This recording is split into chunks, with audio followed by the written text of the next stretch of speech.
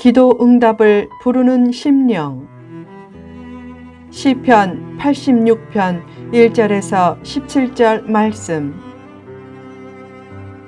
기도 응답을 부르는 심령. 살다 보면 때로 어려운 일도 만난다.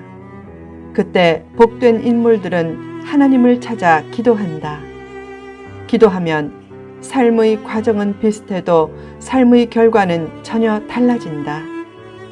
다윗은 무수한 삶의 위기를 만났지만 그때마다 기도함으로 위기를 기회로 만들었다.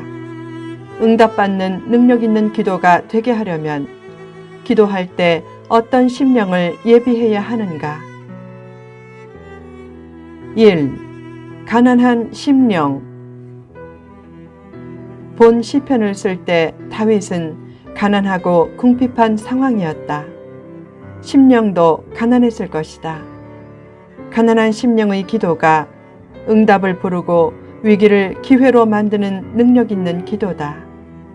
산상수훈은 심령이 가난한 자의 축복에 대한 말씀에서 시작된다. 그만큼 가난한 심령이 중요하다. 심령이 가난한 자가 하나님의 마음도 얻고 결국 기도 응답도 받는다.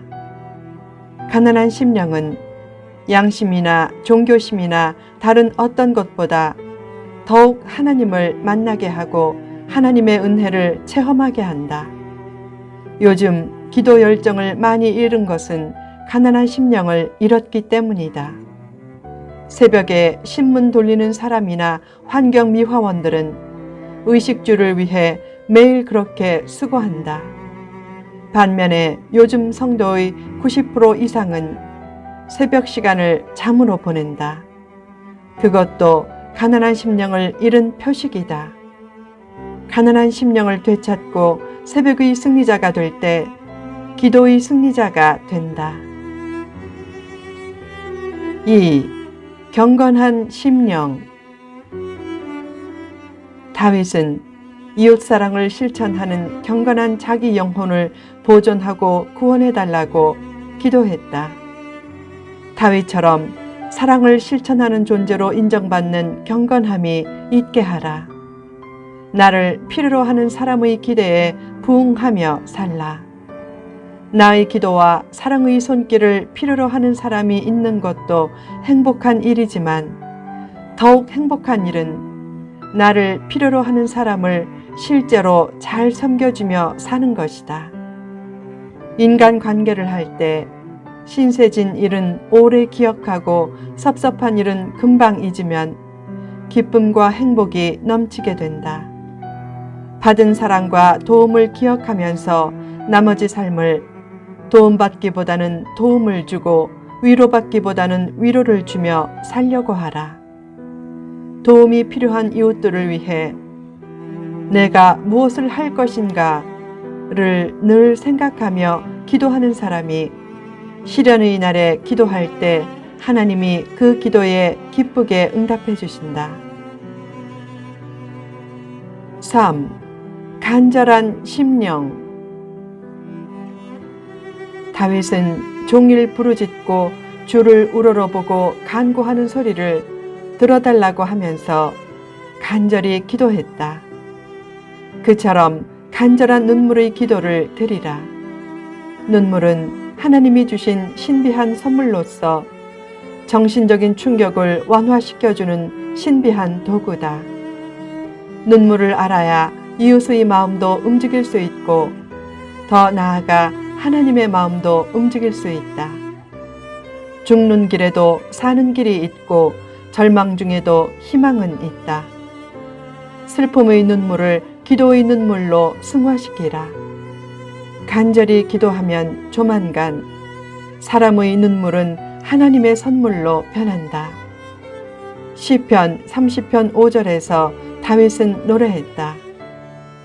그의 노염은 잠깐이요 그의 은총은 평생이로다. 저녁에는 울음이 깃들일지라도 아침에는 기쁨이 오리로다. 눈물의 기도는 내일의 기쁨을 예비하는 것이다. 큰 고난은 큰 승리와 큰 영광을 예비한다. 위인들에게도 남모를 눈물이 있었다.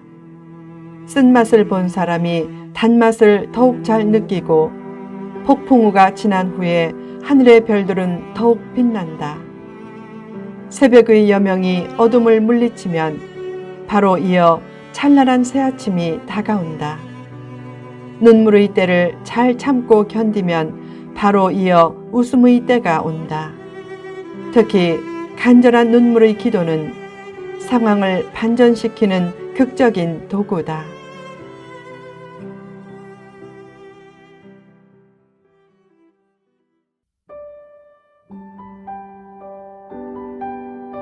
사.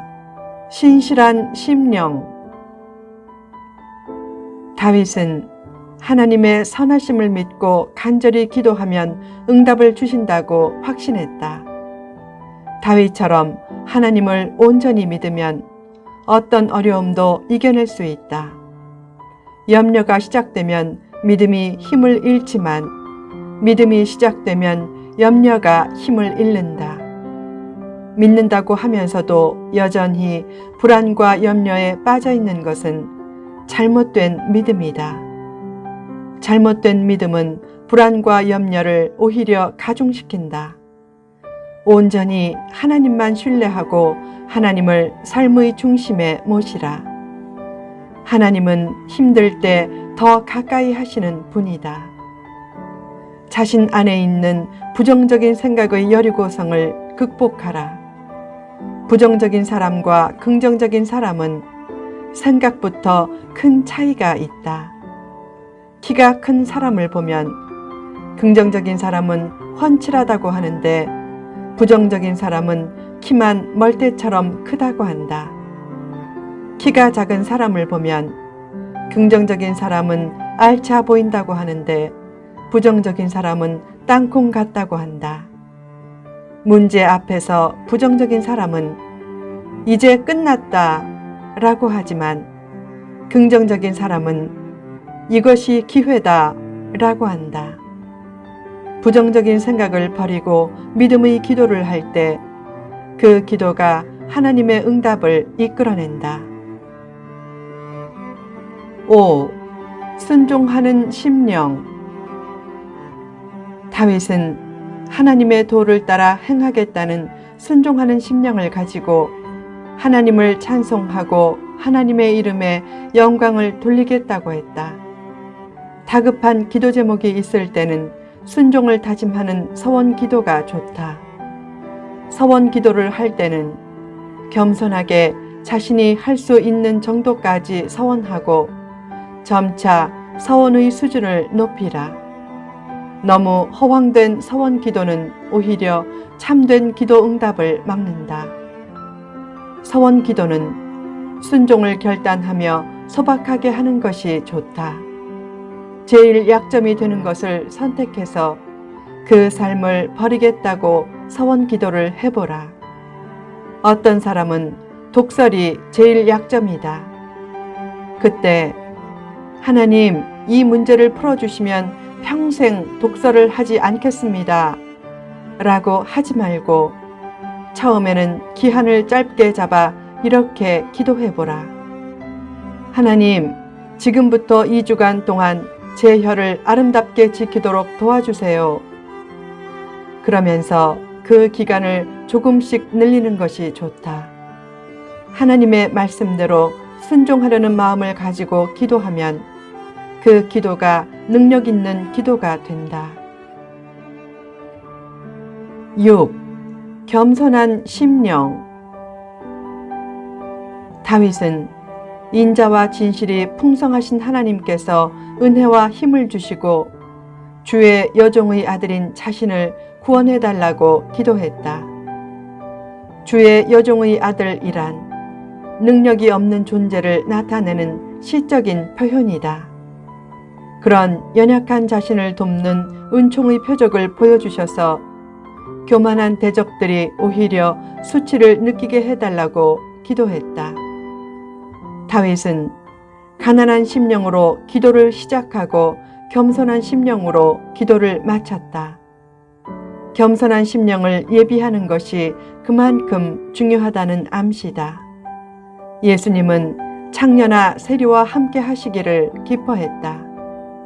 그들은 자신이 죄인임을 알고 은혜를 구했기 때문이다.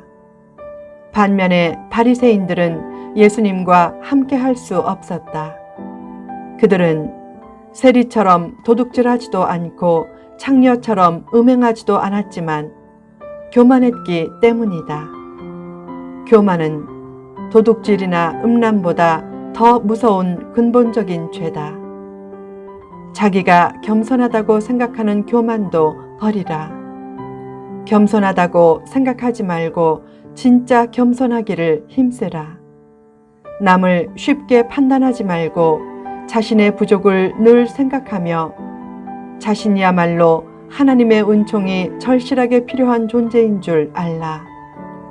겸손은 성도의 최대 미덕이지만 신앙이 깊어질수록 가장 갖추기 힘든 미덕 중 하나다. 영성이 있다는 성도가 웬만한 죄는 잘 이겨내도 교만죄에 대해서는 왜 취약한가? 영성이 있다는 말 자체가 교만이 비죽 실체를 드러낸 말이기 때문이다. 성령의 열매와 기도 응답의 열매는 겸손의 바구니에 많이 담긴다.